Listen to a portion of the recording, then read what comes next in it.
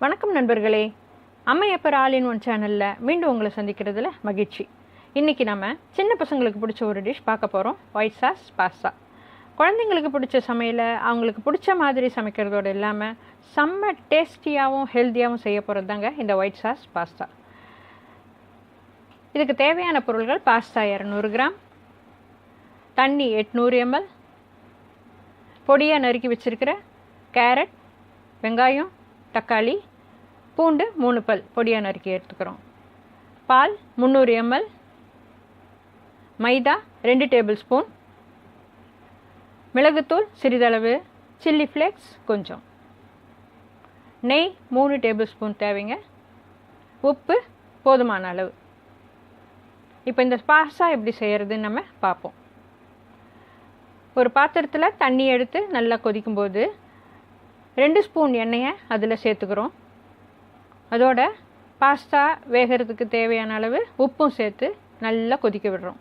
இப்போ பபிள்ஸ் நல்லா வரும்போது கழுவி சுத்தம் பண்ணி வச்சுருக்கிற பாஸ்தாவையும் அதில் சேர்த்து வேக விடுறோம். இந்த பாஸ்தா 8 நிமிஷம் வேகிறதுக்கு டைம் எடுத்துக்கும்.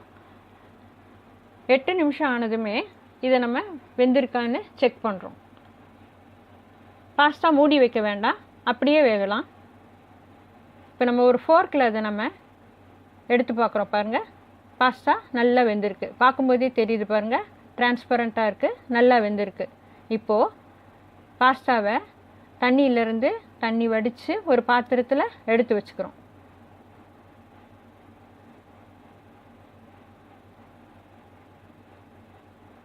இப்போ அடுப்பில் வானல் வச்சு நல்லா காஞ்சதும் 3 ஸ்பூன் நெய் சேர்த்து பொடியாக நறுக்கி இருக்கிற பூண்டு சேர்த்து நல்லா ஃப்ரை பண்ணுறோம். பூண்டு அந்த பச்சை வாசனை போகிற அளவுக்கு நல்லா ஃப்ரை ஆனதும் வெங்காயத்தையும் அதோடு சேர்த்து வதக்குறோம். வெங்காயம் நல்லா கோல்டன் ப்ரௌன் கலருக்கு வதங்கணும். அப்போது நம்ம தக்காளியும் கூட சேர்த்துக்கலாம். தக்காளியும் சேர்ந்து பூண்டு, வெங்காயம், தக்காளி 3 சேர்ந்து நல்லா வதங்கி வரும்போது இப்போ நம்ம பொடியாக கட் பண்ணி வச்சுருக்கிற கேரட்டையும் சேர்த்த போகிறோம்.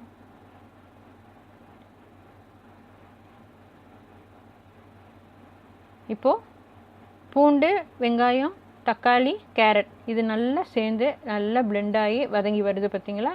இதை நம்ம வேறு ஒரு பாத்திரத்துக்கு மாற்றி எடுத்து வச்சுக்கிறோம்.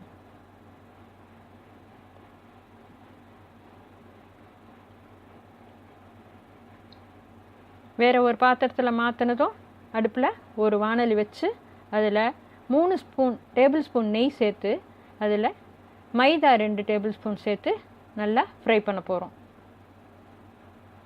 நான் இங்கே ரவை எடுத்திருக்கேன். மைதாக்கு பதிலாக ரவையை மிக்சியில் வைத்து நல்லா அரைச்சி சலித்து எடுத்து வச்சுருக்கேன். மைதாவும் நெய்யும் சேர்ந்து நல்லா கெட்டியாக ஒரு நல்ல அருமையான பதத்துக்கு வருது பார்த்திங்களா? இந்த நேரத்தில் இதோட நாம் பால் கொஞ்சம் கொஞ்சமாக சேர்த்து நல்லா மிக்ஸ் பண்ணிக்கிறோம். இந்த பால் மைதா 2 சேர்ந்து நல்லா வேகும். வெந்து கெட்டியாகும்போது நான் இப்போது அது திக்காகுது, நமக்கு இன்னும் குழம்பு பதமாக வேணும். அதனால் மீதமுள்ள பாலையும் நல்லா அதோடு சேர்ந்து நல்லா கரைச்சிக்கிறேன். இப்போ பார்த்திங்கன்னா நல்லா மிக்ஸ் ஆகுது பார்த்திங்களா? இப்போது முதல்ல கெட்டியாக இருந்த பதத்தில் இந்த மாதிரி இப்போ ஒரு குழம்பு பதத்துக்கு வருது. மைதா நல்லா வேக ஆரம்பிச்சிச்சு. நல்லா வெந்து பதமாக வரும்போது இதோட நம்ம மசாலா ஐட்டம் சேர்த்த போகிறோம். சில்லி ஃப்ளேக்ஸ், இதுதான் நம்ம இதுக்கு சேர்த்துற காரம். மிளகுத்தூள், பாஸ்தாக்கு மேல் சுவையை கூட்டுறதுக்காக இன்னும் கொஞ்சம் உப்பு சேர்த்த போகிறோம். பாஸ்தாவில் சேர்த்த உப்பு இல்லாமல் இது சாஸ்க்கு டேஸ்ட் கொடுக்கக்கூடிய அளவுக்கு திட்டமான அளவுக்கு உப்பு.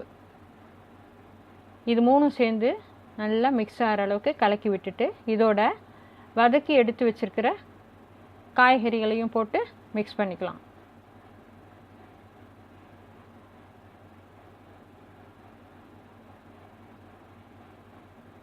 கேரட், தக்காளி, வெங்காயம், பூண்டு. இந்த காய் இதெல்லாம் சேர்ந்து பாஸ்தாவோட நல்லா மிக்ஸ் ஆயிடுச்சு. இப்போ நம்ம வேக வச்சு எடுத்து வச்சுருக்கிற பாஸ்தாவையும் இதோட சேர்த்துக்கிறோம். இது எல்லாம் ஒன்றா சேர்த்து நல்லா மிக்ஸ் பண்ணி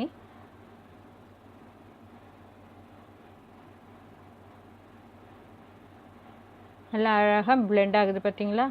இந்த நேரத்தில் நம்ம சாப்பிட ரெடியான பதத்தில் நமக்கு கிடைக்கும்.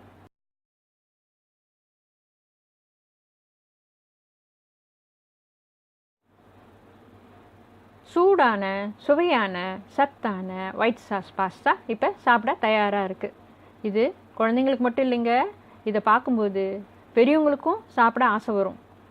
இந்த வீடியோ உங்களுக்கு பிடிச்சிருந்தா இதை லைக் பண்ணுங்கள். எங்கள் சேனல் உங்களுக்கு பிடிச்சிருந்தா சப்ஸ்கிரைப் பண்ணுங்கள். பக்கத்தில் இருக்கிற பெல் பட்டனையும் கிளிக் பண்ணுங்கள். தேங்க்யூ.